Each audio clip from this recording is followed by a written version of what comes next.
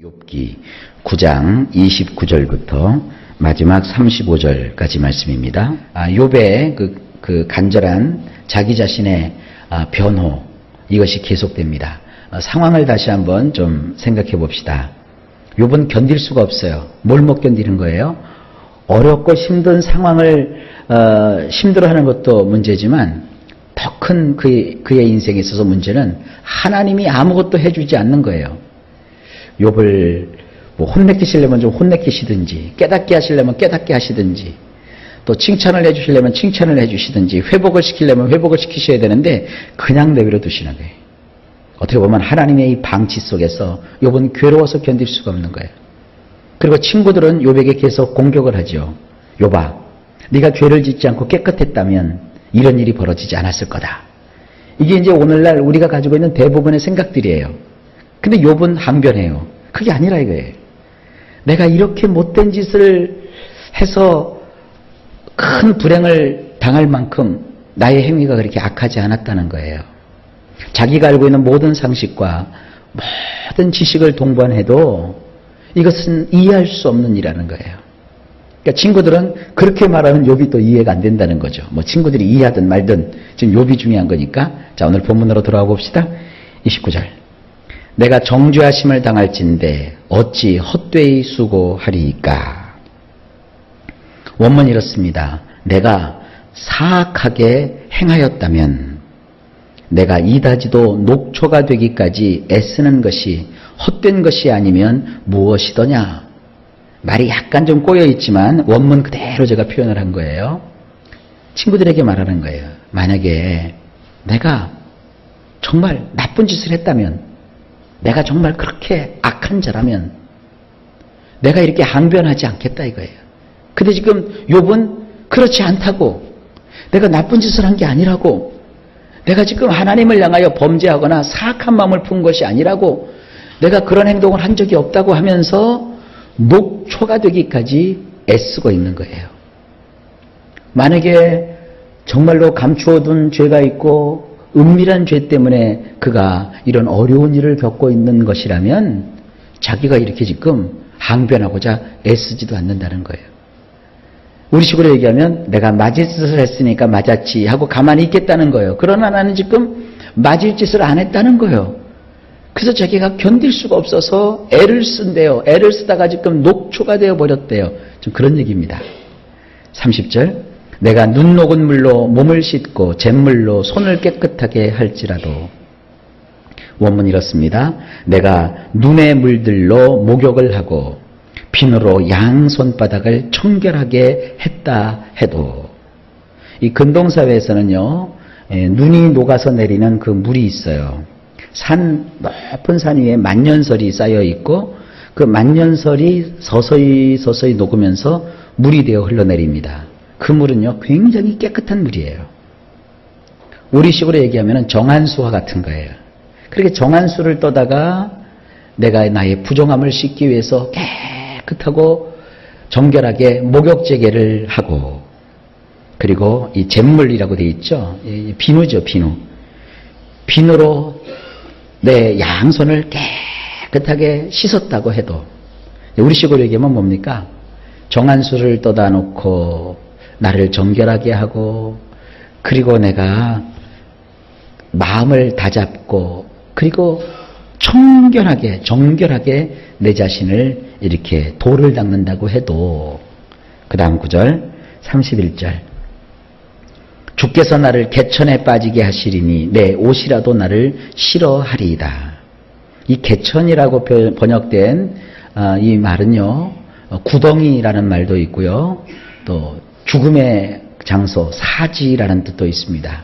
우리 성경에서는 그냥 개천이라고 번역을 했는데 이 본문의 흐름을 보면 이건 사지로 번역하는 것이 훨씬 더 자연스럽습니다. 원문을 보면 이렇습니다.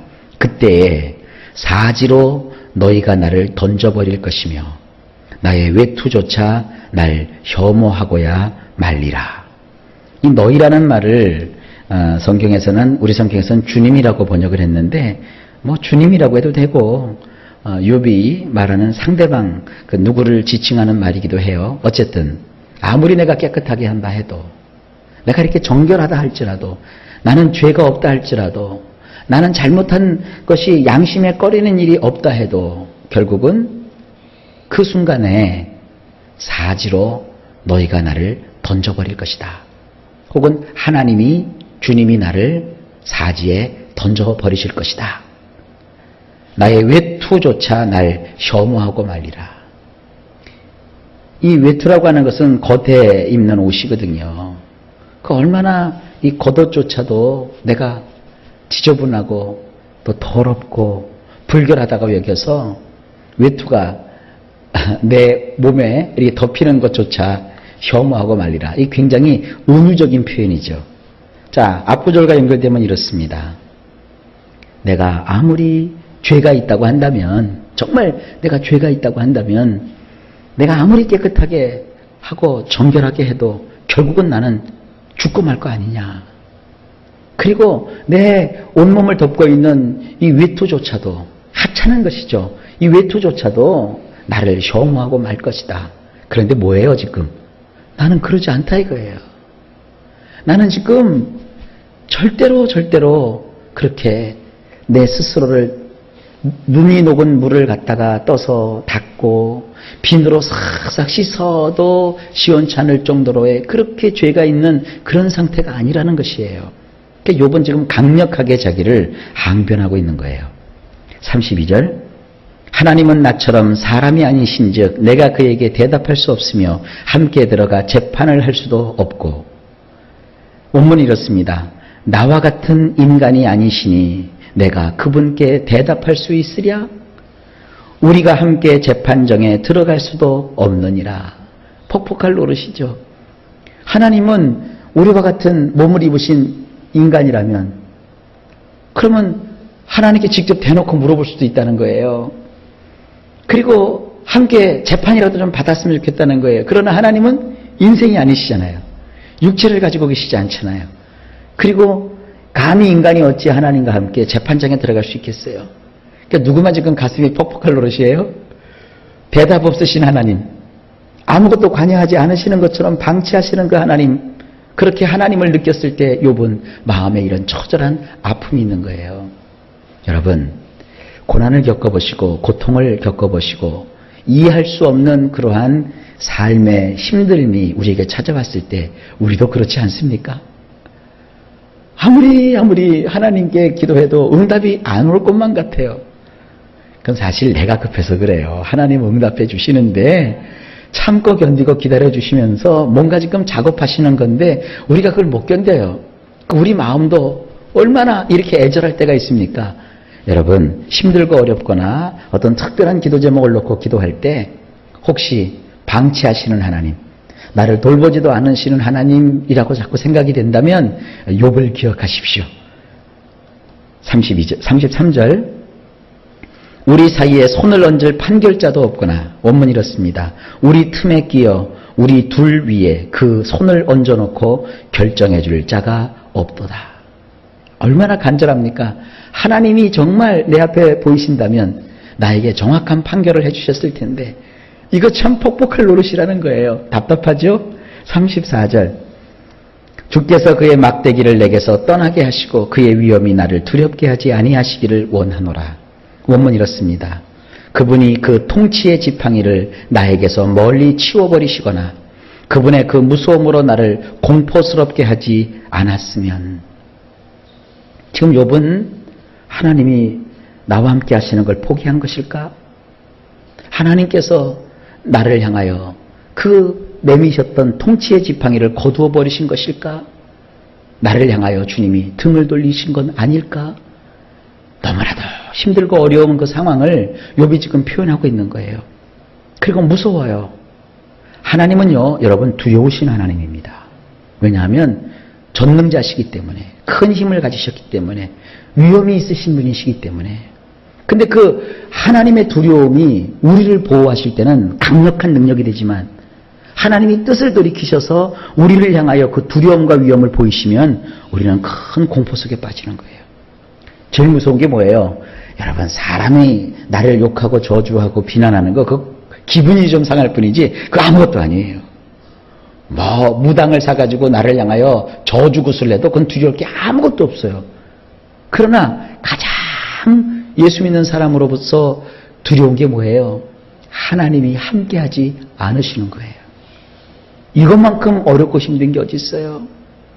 나의 기도에 응답하지 않으시고 나의 찬송을 받으지 아니하시고 나의 예배에 아무런 답변도 주지 않는 침묵하시는 하나님을 우리가 맞닥뜨릴 때 우리는 얼마나 인생에 두렵고 외롭습니까?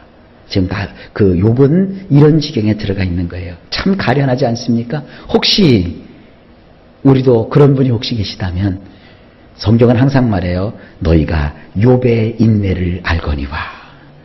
이해가 안 돼도 내 마음에 차지 않더라도 오히려 내 마음에 두려움이 느껴질지라도 우리는 욥을 기억하면서 하나님 앞에 있어야 해요.